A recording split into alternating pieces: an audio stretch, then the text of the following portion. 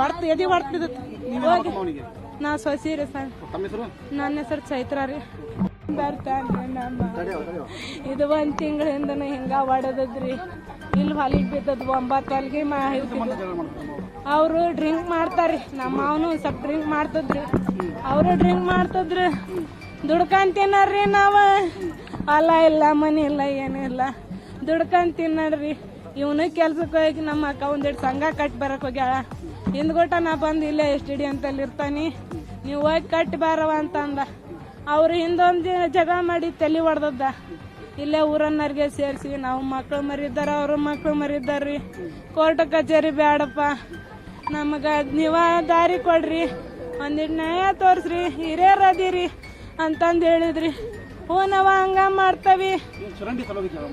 ಯಾ ಚರಂಡಿನ ಇಲ್ಲ, ಯಾವ್ದಿಲ್ರಿ. ಇದು ಈಗ ನಿದ್ದ ಹುಟ್ಟಿರೋದ್ರಿ, ಏನಿಲ್ಲ. ಮುಂಜಾನೆ ಜಗಳಿಲ್ಲ, ರಾತ್ರಿನಾರ ಇಲ್ಲ. ಈಗ ಒಂದಿಟ್ಟು ಸಂಘ ನಮ್ಮ ಅಕ್ಕ ಕಟ್ಟಾಕ ಹೋಗ್ಯಾಳ್ರಿ. ಬಂದು ಇಲ್ಲಿ ಕೂತ್ಕೊಂಡಾನ.